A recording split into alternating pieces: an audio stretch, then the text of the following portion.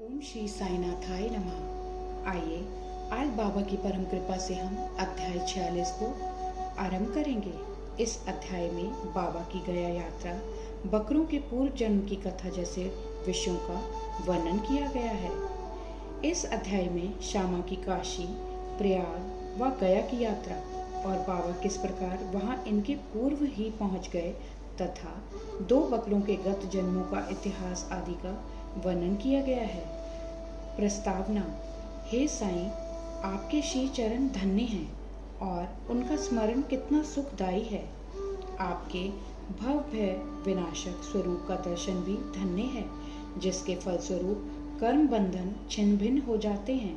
यद्यपि अब हमें आपके सगुण स्वरूप का दर्शन नहीं हो सकता, फिर भी यदि भक्तगण आपके श्री चरणों में श्रद्धा रखें तो आप उन्हें प्रत्यक्ष अनुभव दे दिया करते हैं।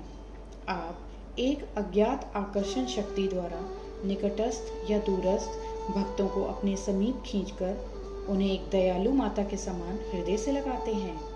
हे साईं, भक्त नहीं जानते कि आपका निवास कहाँ है, परंतु आप इस कुशलता से उन्हें प्रेरित करते हैं, जिसके परिणाम स्वरूप भासित होने लगता है कि आपका अभयहस्त उनके सिर पर है और यह आपकी कृपा दृष्टि का परिणाम है कि उन्हें अज्ञात सहायता सदैव प्राप्त होती रहती है। अहंकार के वशीभूत होकर उच्च कोटि के विद्वान और चतुर पुरुष भी इस भवसागर की दलदल में फंस जाते हैं, परंतु हे साईं, आप केवल अपनी शक्ति से असहाय और सुहृदय भक्तों को इस दलदल से उबारकर उनकी रक्षा किया करते हैं।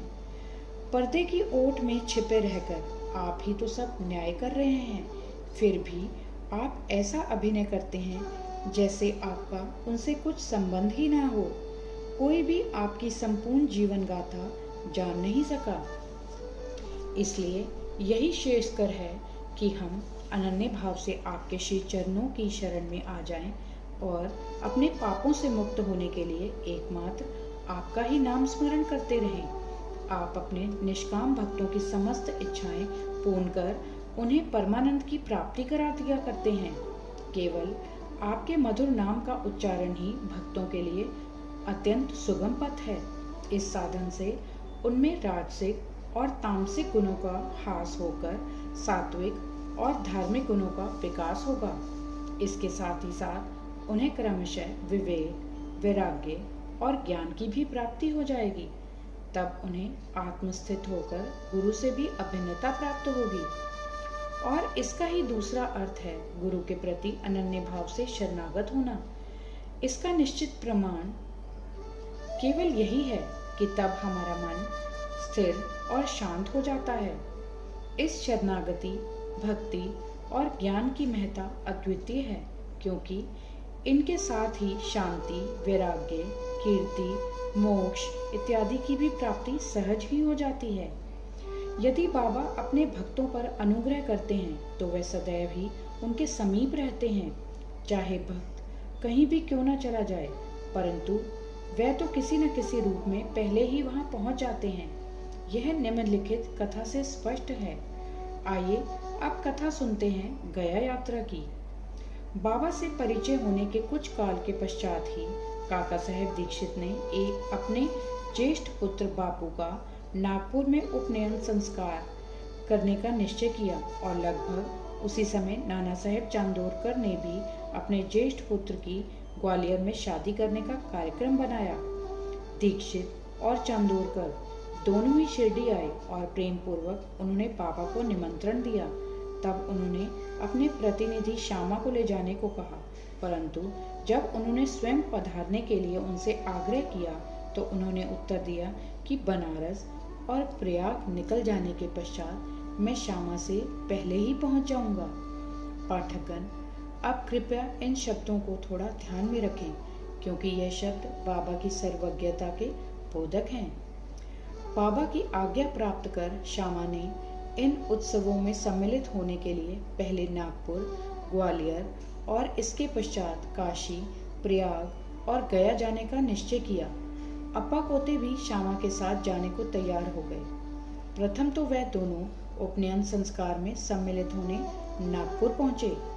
वहां काका साहेब दीक्षित ने श्यामा को 200 रुपए खर्च के निमित्त दिए। वहां से वह लोग विवाह में सम्मिलित होने ग्वालियर गए। वहां नाना साहेब चांदोरकर ने 100 रुपए और उनके संबंधी श्री जठार ने भी 100 रुपए श्यामा को भेंट किए। फिर श्यामा काशी पहुंचे, जहां श्री जठार ने लक्ष्मी नारायण जी के भव्य मंदिर में उनका उत्तम स्वागत किया। अयोध्या में जठार के व्यवस्थापक ने भी श्यामा का अच्छा स्वागत किया। श्यामा और कोते अयोध्या में 21 दिन तथा काशी में 2 मास ठहरकर फिर गया को रवाना हो गए। गया में प्लेग फैलने का समाचार रेलगाड़ी में सुनकर इन लोगों को थोड़ी चिंता सी होने लगी।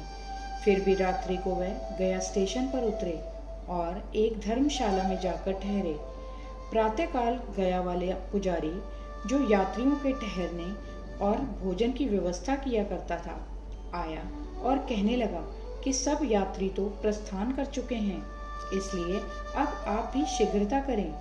श्यामा ने सहज ही उससे पूछा कि क्या गया में प्लेग फैला है?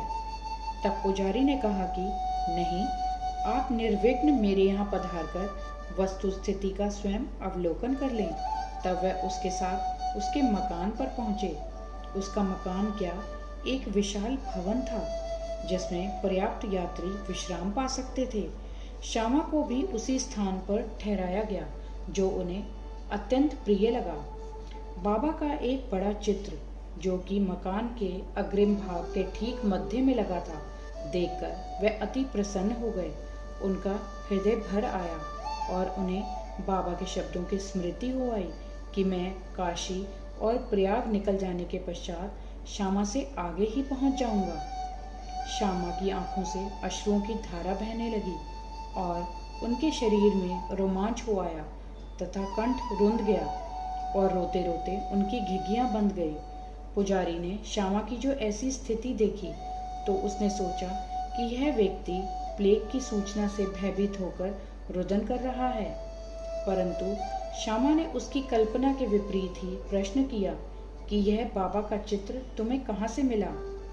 उसने उत्तर दिया कि मेरे 200-300 दलाल मनमाड़ और पुन तांबे क्षेत्र में कार्य करते हैं तथा उस क्षेत्र से गया आने वाले यात्रियों की सुविधा का वे विशेष ध्यान रखते हैं। यहाँ शिरडी के साईं महाराज की कीर्ति मुझे सुनाई पड़ी। लगभग 12 वर्ष हुए मैंने स्वयं शिरडी जाकर बाबा के श्री दर्शन का लाभ उठाया था और वहीं श्यामा के घर में लगे हुए उनके चित्र से मैं आकर्षित हुआ था। तभी बाबा की आज्ञा से श्यामा ने जो चित्र मुझे भेंट किया था, यह वही चित्र है। श्यामा की पूर्व स्मृति जागृत हो आई और जब गया वाले पुजारी को यह ज्ञात हुआ कि यह वही श्यामा है जिन्होंने मुझे इस चित्र द्वारा अनुग्रहित किया था और आज मेरे यहाँ अतिथि बनकर ठहरे हैं, तो उसके आनंद की सीमा न रही। दोनों बड़े प्रेम पूर्वक मिलकर हर्षित हुए। फिर पुजारी ने श्यामा का बादशाही ढंग से भव्य स्वागत किया। वह एक धनाढ्य व्यक्ति था। स्वयं डोली में और श्यामा को हाथी पर बिठाकर खूब घुमाया तथा हर प्रकार से उनकी सुख सुविधा का ध्यान रखा। इस कथा ने सिद्ध कर दिया कि बाबा के वचन सत्य निकले। उनका अपने भक्तों पर कितना स्नेह था, इसको तो छोड़ो, वे तो सब प्राणियों पर एक सा प्रेम किया करते थे और उन्हें अपना ही स्वरूप समझते थे। यह निम्नलिखित कथा से विदित हो जाएगा। आइए अब सुनते हैं 2 बकरों की कथा। एक बार जब बाबा लेंडीबाग से लौट रहे थे तो उन्होंने बकरों का एक झुंड आते देखा। उनमें से 2 बकरों ने उन्हें अपनी ओर आकर्षित कर लिया।